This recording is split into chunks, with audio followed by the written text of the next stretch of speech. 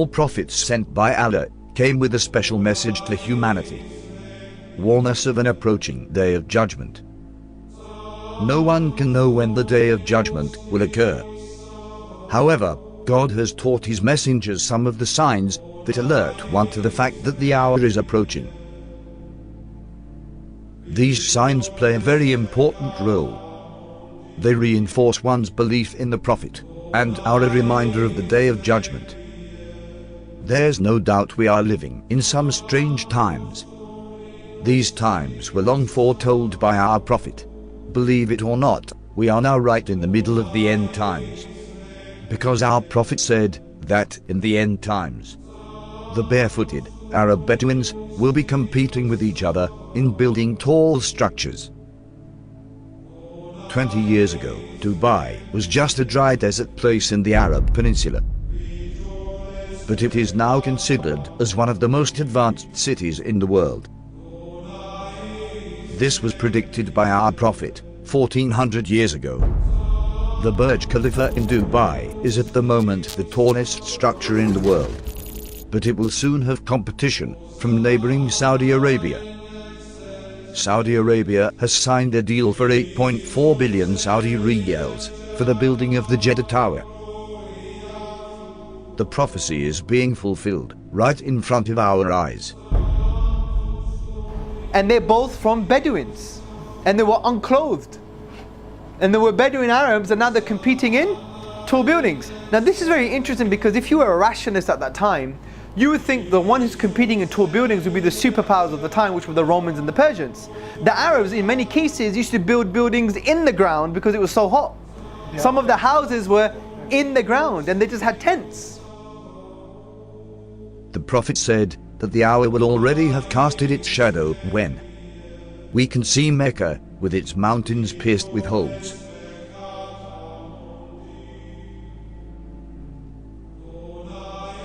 And its buildings reaching the mountain tops.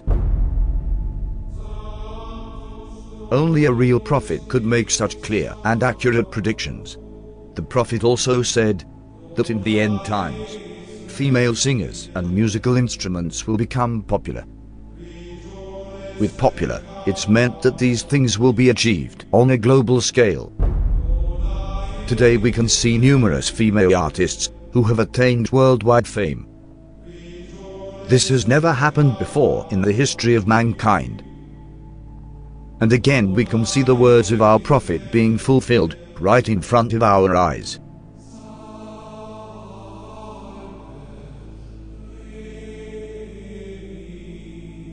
In the end times, people will dance late into the night. Muslim men will resemble unbelieving men. Muslims will slowly, but deeply, appropriate the traditions and ways of the Christians. Believers turn into unbelievers and will sell their religion for non-essential things of this world.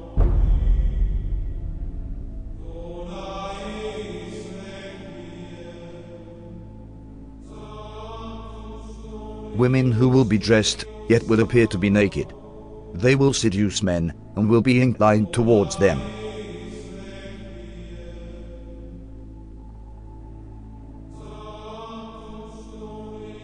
With something on their heads that looks like the humps of camels, leaning to one side. Clothed but unclothed. You know, some of the swimwear, if you look at, or some of the gym wear, if you look at, they like who are you? It's not clothing. Kasiyatun ariyat, clothed but naked. Or if you look a more moderate tafsir, if you like, clothing will be very tight, or it will be see-through, or there will be cuts and slits around the sides and so on and so forth, so that although it pretends it doesn't show, it shows. And the Prophet said, alayhi afdalu salatu wa atammu taslim, that they will not smell the fragrance of Jannah. Although the smell of Jannah can come from so far, yet these people will be made forbidden for them is that smell, that fragrance of Jannah.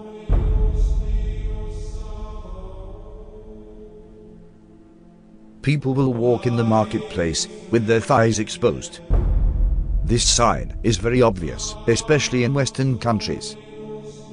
Keep in mind, these events are very recent. Just 100 years ago, even in these countries, the women wore modest clothes. The Prophet said, "Most certainly people from my nation will consume liquor, which they will describe with some other name." This is a prediction and a reference to the different brands of alcohol that are available today. Liquor stores are strewn throughout the city of Amman. By law, bars and liquor stores must be owned and run by Christians. No Muslims allowed. However, Muslims are perfectly free to patronize them, and they do. Our customers are both Christians and Muslims. We don't really have problems here. There will be many women of childbearing age who will no longer give birth. Women continue to delay having children, according to new data from the Centers for Disease Control and Prevention. The average age for first-time mothers increased from 24 in 2000 to 26 in 2014.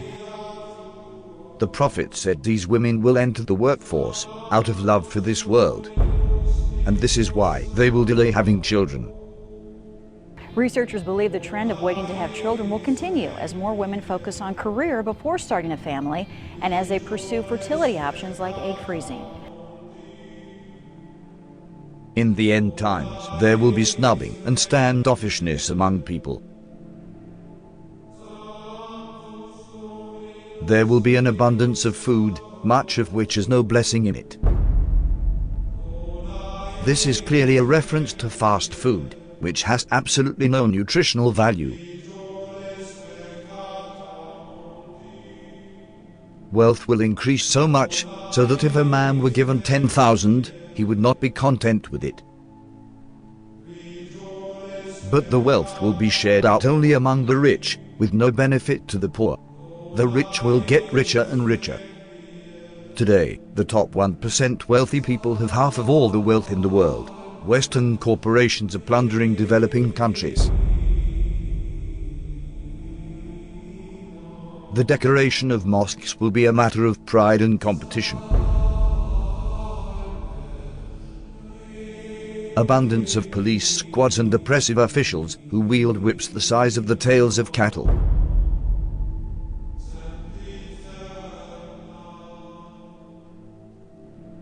Men will begin to look like women. And women will begin to look like men.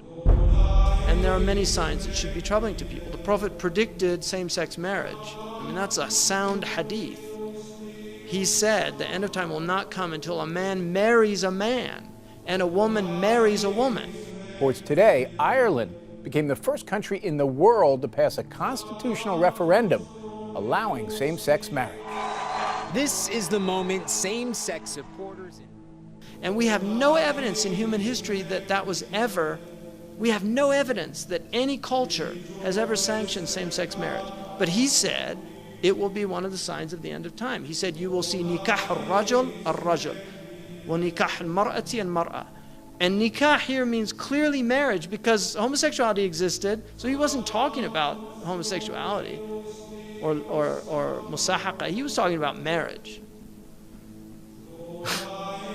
You know, he predicted that the buildings of Mecca would surpass the mountains. Who could have thought of that in the 7th century of Arabia?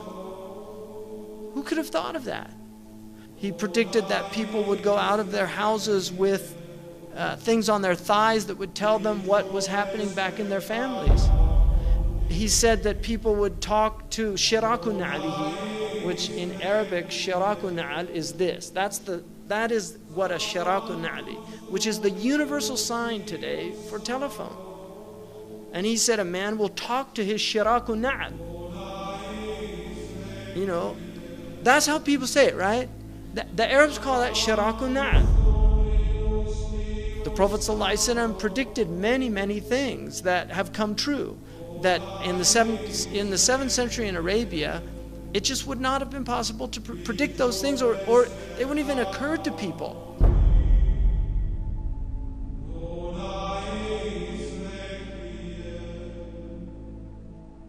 The Prophet said, children born outside of marriage will become commonplace. In Colombia, more than 8 out of every 10 children are born to unwed mothers. But the actual percent of U.S. births to unmarried women has gone up a lot. 2002, 34% of all births. 2013, 40.6% of all births in the U.S. In 1960, 5% of children entered the world without a mother and father married to each other. By 1980, it was 18%. By 2000, it had risen to 33%, and 15 years later, the number reached 41%. The prophet said, in the end times, obesity would become prevalent. Well, the explosion of overweight and obese people in the developing world is largely down to the emerging economies, those that have gone through a transition from being low-income economies to middle-income economies in the last generation. And that has produced a large middle class of people who have rising incomes and they can buy the foods they want, and they're undertaking more sedentary lifestyles. Smog will appear over cities because of the evil that they are doing. India's second largest city, New Delhi, remains shrouded in dangerously thick smog. Problem affecting a huge swathe of northern China at the moment, with a pollution cloud hanging over this country from the Russian border in the far northeast all the way down to the central cities. The prophet said, great distances will be traversed in short spans of time. And voices will be raised in mosques.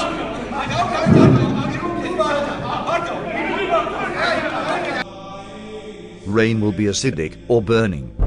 Acid rain is any form of precipitation with high levels of nitric and sulfuric acids. It can occur in the form of snow, fog, and even dry materials that settle to earth. Most acid rain is caused by human activities. That there will be dishes and they will be communicating constantly, and then people will break the ties of kingship.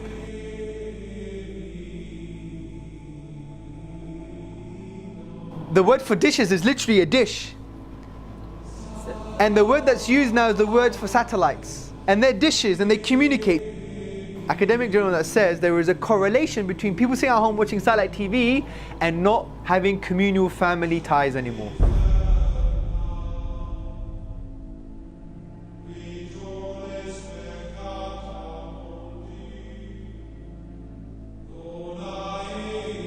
These signs leave absolutely no doubt about the prophethood of Muhammad. May the blessings of Allah be upon him. It's impossible somebody could predict all these signs 1400 years ago, except a prophet of God.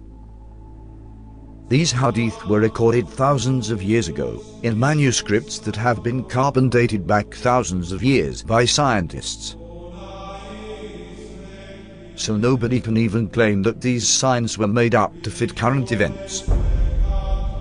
What these signs also prove is that there is absolutely no doubt left that we are living in the end times. All the minor signs that have been prophesied have come to pass right in front of our eyes, as you saw in this video. This means we are on the brink of seeing the major signs of the end times. The real question is not when is the last hour.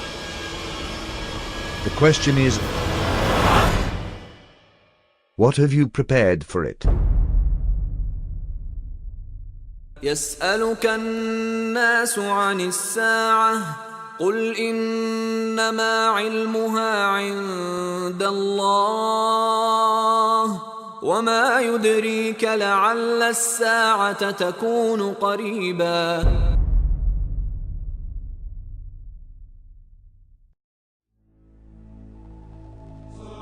One of the first major signs that will plunge our world into dark times is a war so great, which humanity has not witnessed before. The next event that is about to occur is the Great War.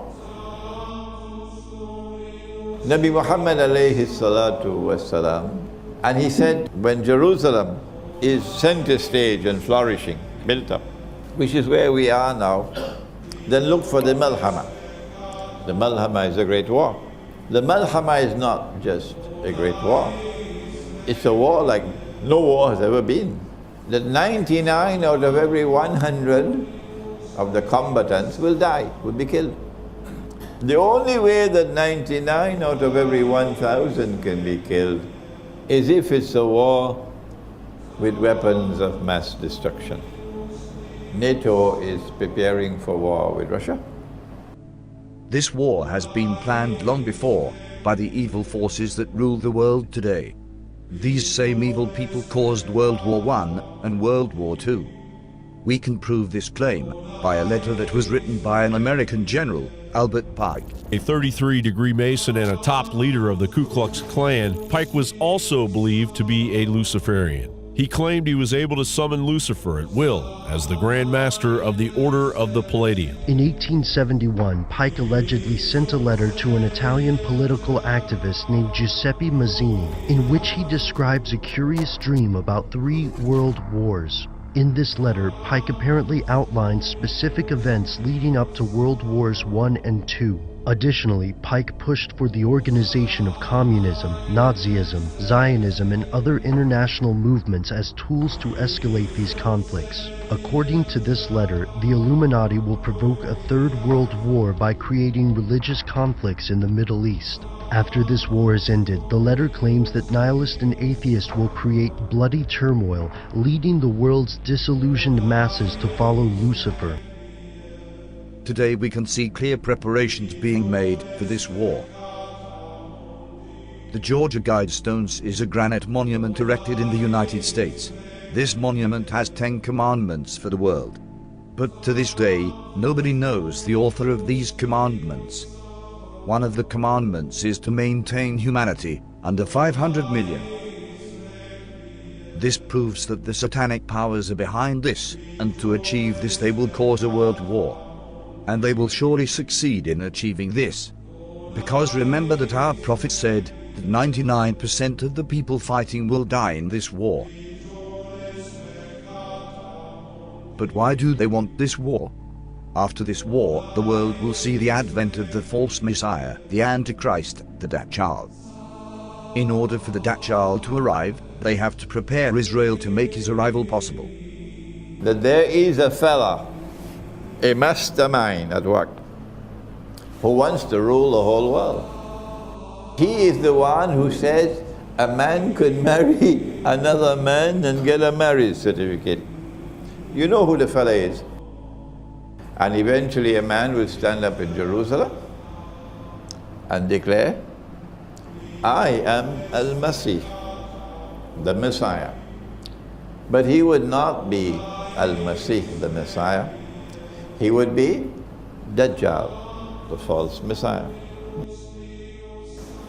In order for him to achieve his objective, for Israel to rule the world, he has to make Israel very, very big, like the United States. But that's not possible. Israel cannot expand. Israel is surrounded by the Arabs. Forget it. Or the world has to become much smaller. Which one will it be? Which one will it be? Yes. The answer is the world will have to become much smaller. And that's why we're going to have nuclear war. The main goal of World War I was to dismantle the Islamic State and establish a Jewish Holy Land in Palestine. 1914, talk begins in the British cabinet at the highest levels of promising a Jewish homeland to the Zionists. The Zionists were a movement, a group of influential, powerful Jews in Europe, and the goal of Zionism was the establishment of an independent Jewish homeland, preferably in Jerusalem. But after Israel was established, the majority of the Jews were against a Jewish Holy Land. American Jews, by and large, scoffed at the idea of an independent Jewish homeland. They thought this is ridiculous, we're happy where we are, we're acclimatized, we love America. There was no notion, and they did understand it would cause problems and whatnot. This is why they used Hitler to plunge the world in a second world war and commit a genocide on the Jews. Jews in America did not support Zionism until basically Hitler and World War II. That's when they felt the need to have an independent Jewish homeland. And this is well documented. This is not some type of theory. This is a known fact. World War III will be caused to reduce the world population. This will make it easier for them to rule the world. This is their new world order, with the Dajjal as their ruler. As they say to the world, we must come back to religious values. This is Pax Judaica. But their oppression will be greatest of all, because they want to rule over everybody.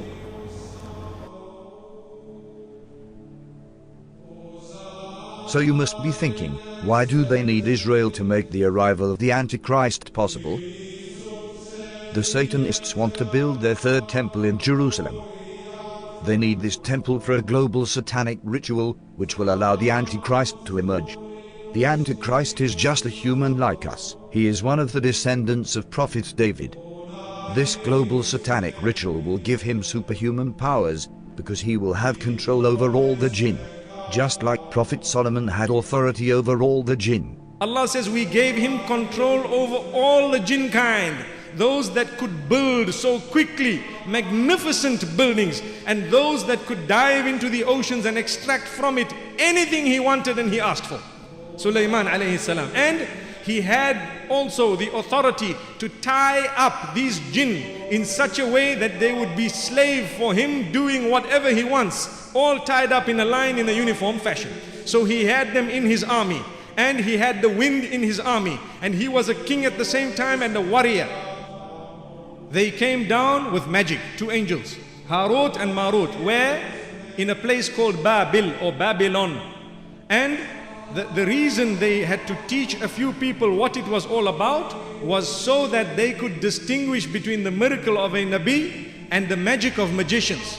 When they were taught, they knew very well that this is magic, and what Sulaiman alayhi salam has come with is the miracle of a Nabi. They knew that what they are purchasing, the deal that they are making, will render them in such a condition in the Akhirah that they won't have any portion left for them in the Akhirah. If you take a look at Babylon, up to this day, it is the headquarters of magic. There are people, whether they belong to the Illuminati or whether they belong to the Freemasons, part of the same thing, who worship the devil completely, and the devil tells them, we will give you two things, power and kingdom together with everlasting life. The seat of magic is in one of two places. You find it in Egypt, where the pyramids are, because there was a lot of magic at the time of Pharaoh. The temple of Solomon is spoken about. May Allah's peace be upon Sulaiman. His intention was brilliant. He in fact abandoned everything, but he had all the books under his throne. They were there. Sulaiman alayhi salam built a temple. It is reported that that tabut, the Ark of the Covenant, was also kept there to this day. And they are saying we were looking for the Ark of the Covenant, and in the process they are destroying the masjid. May Allah subhanahu wa ta'ala protect the haram. They will place this Ark of Covenant in the third temple, which will give the Dajjal his powers. When Musa alayhi salam was passing away, he gave a certain little box known as a tabut. It was a box, the Ark of the Covenant. In it were some of the fragments of the tablets upon which the 10 commandments were written, and a few items inside there. We don't know exactly what, there is dispute as to what it was, but for sure it was a reassurance and a comfort to the people who had it. And when they opened it, they felt very secure, they felt very calm. And every time they fought, they took that ark with them. And when they fought, they won the battle. Whenever the ark was with them, in it, it had the tablets that were given by Allah subhanahu wa ta'ala to Musa alayhi salam. They will use this divine knowledge for evil. Their third temple will be built at the same location as the Al-Aqsa Mosque. Preparations have already begun for the building of the temple. In Jerusalem, King David established our capital 3,000 years ago. In Jerusalem, King Solomon built our temple, which stood for many centuries. In Jerusalem, Jewish exiles from Babylon rebuilt the temple, which stood for many more centuries. We are in Jerusalem, and we are here to stay. And today, the United States of America is opening its embassy right here in Jerusalem. Thank you, President Trump, for having the courage to keep your promises. President Trump, and thank you all for making the alliance between America and Israel stronger than ever. يا أيها الذين آمنوا لا تتخذوا اليهود والنصارى أولياء بعضهم أولياء بعض ومن يتولهم منكم فإنه منهم إن الله لا يهدي القوم الظالمين. To advance the truth. The truth and peace are interconnected. A peace that is built on lies will crash on the rocks of Middle Eastern realities. You can only build peace on truth. وإذا قيل لهم لا تفسدوا في الأرض قالوا إنما نحن مصلحون ألا إنهم هم المفسدون ولكن لا يشعرون. Those of you who are watching Bible prophecy and the plans to rebuild the temple, I have now in my hand a piece of modern prophetic history, if you will. It is one of 1,000 silver-plated temple half-shekel coins minted in Israel in recognition of Donald Trump's declaration of Jerusalem as Israel's capital. They are to be used in the third temple. On the front is Donald Trump with King Cyrus the Great, who 2,500 years ago saw to it that the Jews would rebuild their ancient temple. Friends, this is prophecy coming true in my hands. What incredible days we live in. America's ambassador to Israel has come in for criticism after he was seen posing with a rather controversial gift. David Friedman was presented with a photograph of one of the most sacred places in Jerusalem, but the image had been altered to show the Jewish third temple on the site where the Islamic Al-Aqsa Mosque and the Dome of the Rock are currently situated. The third temple is a biblical reference to a new place of worship, to replace an ancient one which was destroyed. It is the holiest place that we have right now. The third temple is going to come right here. Okay? So without a doubt, you believe there's no doubt. There's no doubt. Oh, it's going to be very, very, very interesting, tomorrow. يا أيها الناس اتقوا ربكم إن زلزلة الساعة شيء عظيم يوم ترونها تذهل كل مرضعة عما أرضعت وتضع كل ذات حمل حملها وترى الناس سكارى وما هم بسكارى ولكن عذاب الله شديد